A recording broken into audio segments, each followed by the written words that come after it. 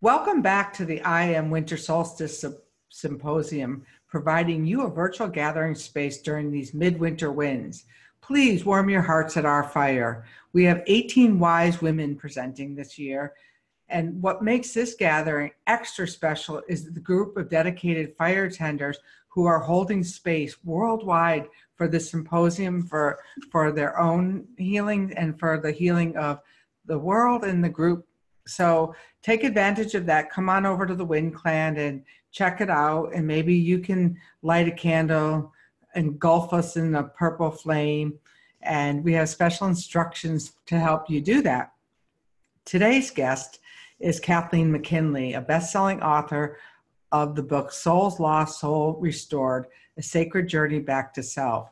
Since Kathleen's spiritual awakening in 1993, she developed a passion for indigenous wisdom that led her to study with Native American, Andean, Toltec, and Hawaiian shamans. In 2005, she received certification as a wellness life strategies coach and later a holistic wellness coach. In 2015, she became certified as an earth magic practitioner under the tutelage of internationally renowned shamanic practitioner, Dr. Stephen Farmer. Kathleen's specialty is to help women who are in transition and seeking deeper meaning in their life through life coaching workshops and retreats. Welcome. Thank you, Renee. Thanks for having me. I know Kathleen and I met at a very special, auspicious moment one time at a holistic expo in Palm Springs, and we became fast friends from ever since then. We've traveled to Peru together, and I really watched her, and I'm sure she's been watching me develop over these last few years. And, you know, she was one of the people doing these wind mastery practices before we even knew what they were. Remember up there in Tatambo doing our wind baths? That was awesome. It was awesome. It was so great. So Kathleen is going to present today about what? Well, about my story that demonstrated how I pretty much navigated change, which led me onto this path of becoming this courageous, peaceful warrior I am today. And so let me share my story. You already mentioned this spiritual awakening that took place back in 1993. And that's the story I'm going to share because that was the one that was most life-altering, that really led me onto this path. So back in the 90s, I was in a very unhealthy relationship addiction. And I had no tools. I was totally disconnected from myself. I had low self-esteem. I lived in fear primarily. And I got to a point in this relationship that finally I knew I needed to end it. And I didn't know how because I had no tools. And I didn't have courage. I was, when I look at my fears, it was more of a shame and a fear of judgment. It was always about others, what are the others going to think? So I basically did nothing until the universe, how the universe works, kind of put some stuff in my face, and to the point where I started entering this dark night of the soul, like started going into a depression. And at that point I had to do something. I mean, all I could see was darkness. So fortunately, I had an employee assistance program, which I had never attended. I'd never seen the therapist. And I went. I made an appointment and I went, and we talked, and she identified me as codependent, which I had no idea what that was, and gave me a book, Codependent No More by Melody Beattie, and read that. And I'm like, oh, this is who I am, and it was the first time I ever looked within. I was always externally referenced out there, And so now it was the first time I was looking within, and I started to understand myself, started to go like, yeah, that's why I've been attracting these unhealthy relationships. I get it now. And so that alone just started making me feel a little bit better about myself, because I was always so critical, like, what's wrong with me? Why don't I fit in, and that type of thing. So there were some tools there. And then my therapist said, I want you to go to Codependence Anonymous, CODA. It's a 12-step. Like, I was very reluctant, but I promised her I would go to 5. So I walked in, and there's a circle of people, and sat down, and they're sharing their own dysfunctional relationship stories. So it was helpful in that I didn't feel alone. And I started getting some support. I had some support from that group. But the thing was, they started mentioning God in the 12 steps. And I'm like, what is this? Is this some religious cult, or what is this? And I was ready to bolt, because I know in my own upbringing in my religion, it was very fear-based. I had no connection with it. And I just was not ready to get into religion. But soon I was able to understand it was about a higher power. It was spiritual. It wasn't religious. It was like, create your higher power. It's a loving energy. It's something greater than yourself. And so I went home, and I'm like, okay, well,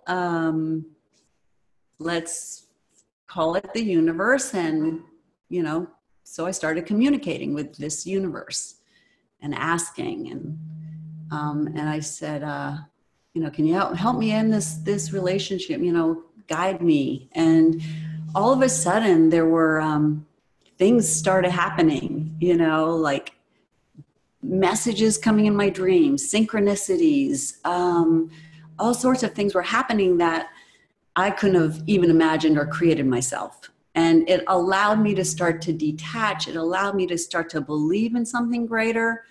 I started to trust it, this energy, and felt protected after a while, which allowed me to feel. It gave me permission to feel, because all my life I'd shut down my feelings, my anger, my sadness. I was afraid of them.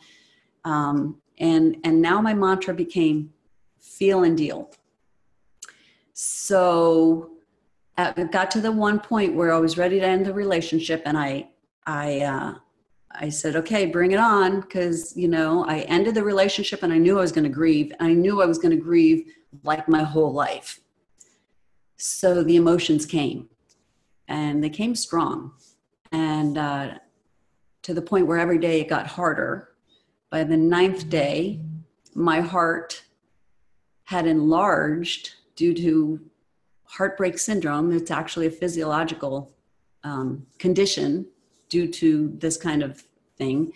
And I started to suffocate. I couldn't breathe.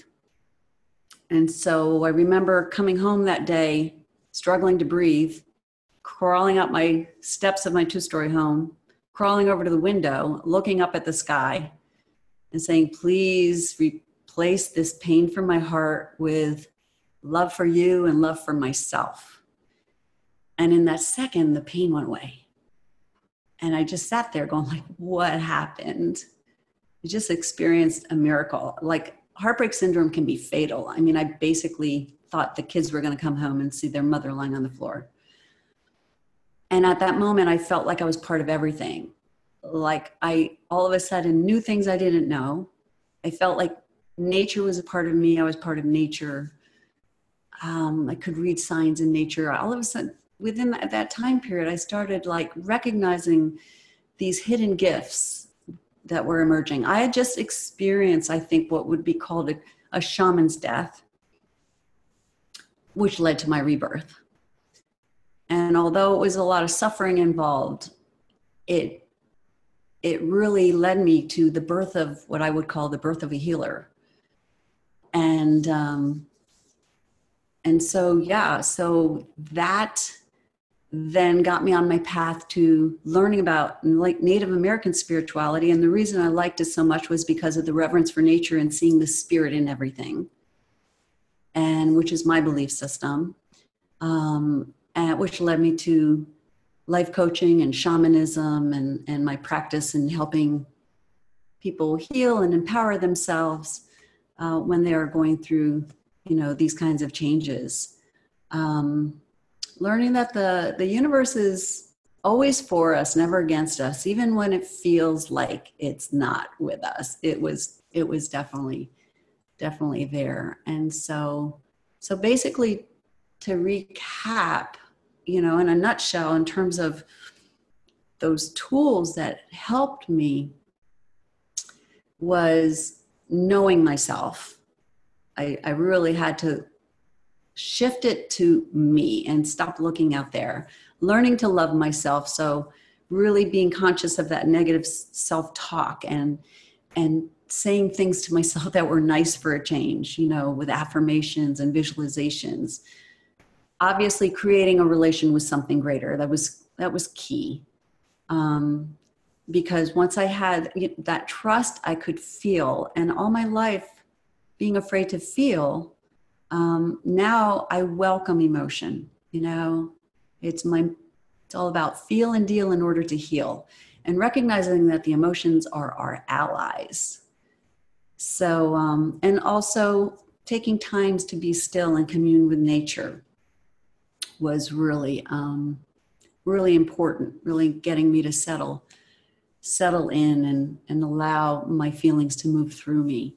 And so if I were to offer some tool for anyone watching to implement to help them navigate change, I would say what I love to do is take a journal and go out into nature with a question. Maybe you need some guidance, and find that place that you're attracted to, that power place, that safe place, and sit there with your journal with that question. And then start paying attention and start writing down whatever you see, whatever's happening around you. Maybe there's a bird or an insect or reptile or, animal that shows up, but then what are their behaviors and what are they doing? What are they doing? And how are you feeling? And, maybe it's people showing up. Maybe it's a truck going by with a message on the side of their truck. Write it down, because the world is our mirror. And then later on, you can process it when you're done and look at it and go, I know what that means. It's a metaphor. This is my answer. And this is how it can guide me. I do that a lot. I love it. And kind of find it so magical. And life becomes more of an adventure as opposed to a problem to be solved. So that's my 2 cents for navigating change. Gosh, you made that sound so easy. And it's funny because I've known you for so many years now. I don't even know how many, but a while. And I can't imagine you being this person who goes from, driving home one day as a teacher to, having a heartbreak that's so big and, that you're afraid of that power. So many people are afraid of their power. And so I think some of the tips you were talking about, give us a couple of the samples of affirmations people could use during these, darker days of their own hibernation, their own winter. How do you frame an affirmation? How do you make an affirmation that works for you? Mm-hmm. That's a good question, because I know initially when I started learning about affirmations in the 90s, they're saying even to love yourself, you're supposed to, I always use the mirror too. That's really a good technique, because you look right into your soul. But, you're supposed to say things like, I love myself in this. I'm like, I can't do that because I really don't. I feel like it's not believable. I'm negating it. So instead, I say something that's believable to me, leading me into that direction. So for that, it would be like, every day I choose to love myself more. Okay, now that's believable. Same thing with the trust in the universe. Every day I choose to have more trust in the universe, or, whatever it is that can lead you into getting to that place where you can finally say, yeah, I trust the universe, or I trust myself, or, whatever it is. But that's I think that's the way to approach it, because if it's not believable, you're going to negate it right away. I can still remember I was living in Syracuse, and I would go in front of the mirror and I'd bring a candle and I'd say, I love you. I love you. And it was like, watching my face morph into like 100,000 hags and uglinesses of faces that I didn't really like to see, and kept talking to myself that, yes, I love you, no matter if that's the face or the other face, or, just that acceptance of self. And, and I know that you have that.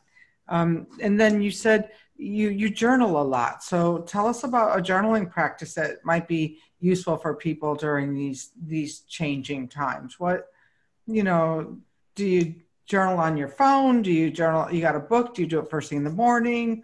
What does a journaling practice look like? Okay. Well, the favorite journaling practice is the one out in nature. I mean, that's the one I love to do the most.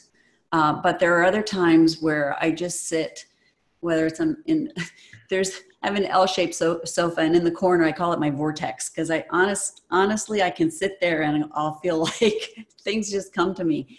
But, or else in their screen and porch. But yeah, the journaling is I often will, in the shower in the morning, get some kind of question, or, something comes through my head, and then I'll just grab my journal after I get changed and just start writing, and it's also after I do my intentions for the day. So like after I wash my hair, I'll do my little braid and I'll weave my intentions for the day. Like, how do I want to show up today is the big one. I am, organized and compassionate and grateful and honest and blah, blah, blah. Yeah. And you weave it right into your braid, huh? I always wondered what that braid was. I always wondered what that braid was for. Now I know, after all these years. There you go. Oh, it's her intention braid. Oh, that makes more sense. It gets me focused. Yeah. Mm-hmm. That's great. And I know you also do something that you didn't really talk about. And I think there's always, like, it's a kind of a flip-sided coin about this, but you use an oracle for your life a lot. And I know back when I was desperately seeking information, I'd, pull the oracle 100 times to try to get the answer closer to what I want. But how would somebody learning to know themselves use an oracle, whether it be the wind spirit cards or the medicine cards, or, the tarot is a little more, it leaves you a lot more room for interpretation than some of these other cards that will give you, Louise Hay's daily affirmation cards. So how do you integrate that into your day? Mm-hmm. I love pulling the cards. And as you know, because of the Native American spirituality that I resonate with, I use the Sacred Path cards a lot, which are all lessons with Native teachings. And it's a guidance system, and it's self-discovery. So I just, most of the time, unless I have a specific question, I just ask, like, what is it that I need to know at this time? I simply ask the question and pull a card. And a lot of times, you can look at the card and look at the words, that you don't even have to look at the book, with its application or teaching. But so you do both. Look at the picture, look at the words. What does it mean for you? But then, of course, when you look at the application in the book, it takes you to that part of yourself where your subconscious just knows, and your intuition comes in. And I think it's great because it helps people recognize that you do have the answers. That's what the cards are all about. It's this knowing of self, because you'll pull it and you'll go, I know what that means for me. And so with clients a lot, I'll do a 9-card spread, calling in the ancestors and helping them see where they're at, what lesson they're learning, what lessons in the near future, what the challenge is to the lesson, the inner wisdom they need to acknowledge in themselves, the wisdom offered by the ancestors, etc. So there's a red road and a blue road spread, and a theme of the whole the whole reading. And it really allows the clients to get to a place where they have an understanding of what's going on in their lives and what they need to do to learn that next lesson. So yeah, I love the cards. That's an awesome one too.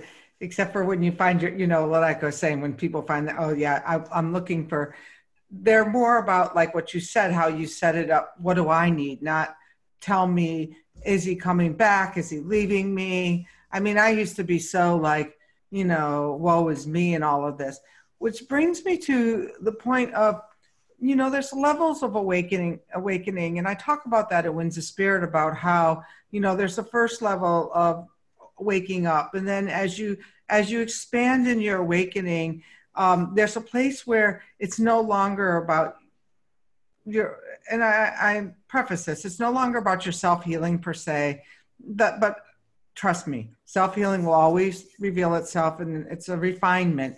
But there's a place where you start to turn your gifts outward towards the world. And you have a really special project that you are putting that energy toward. Do you want to talk about your hugs? Yeah, my program is called Hugs for Harmony. I had taught the course. It's a year-long course last year in person here in Delaware. And now I'm putting it into an online digital format. And what it is it basically takes you through those levels like you're talking about. The HUGS, the H is for healing. So I get people, once again, into the self-discovery and assessments regarding where they're at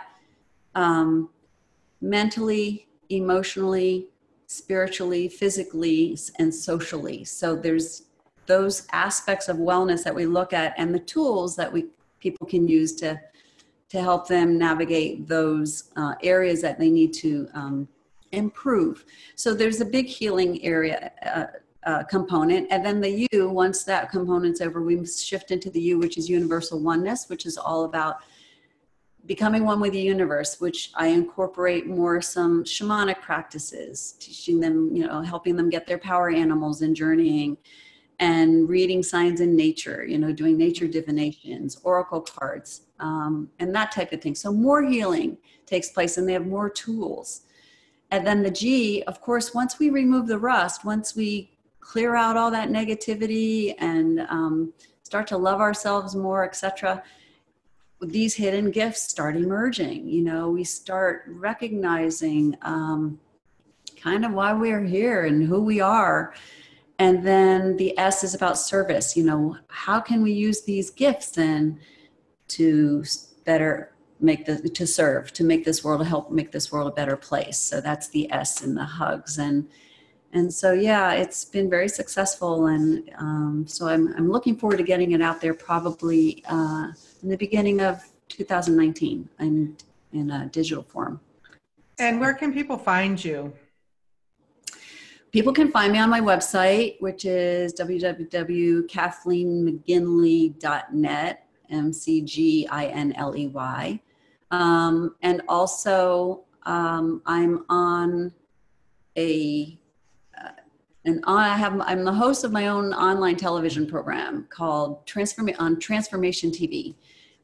Presently, it's on Facebook. Next year, it's going to win its own website. But if you go into Transformation TV on Facebook, you can find a bunch of healers, best-selling authors. We're all best-selling authors and healers or teachers who are all on the same mission to empower people, to help people navigate change and empower themselves.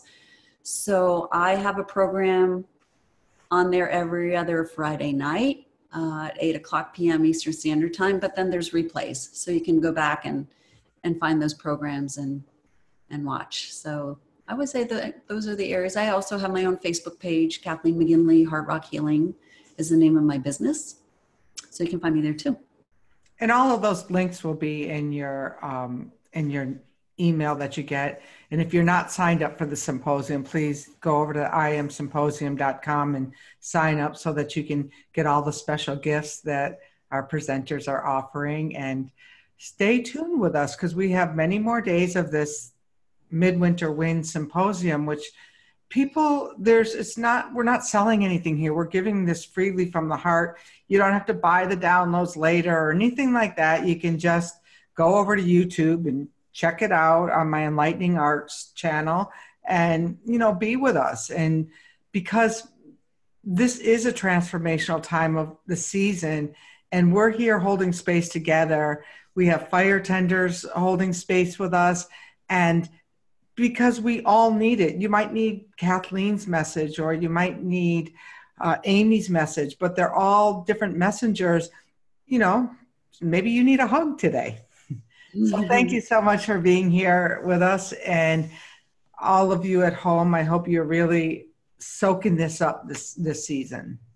Thank you, Renee. You're awesome. Thanks for doing this. Thank you for joining us today, and you're welcome to share this gift with your friends.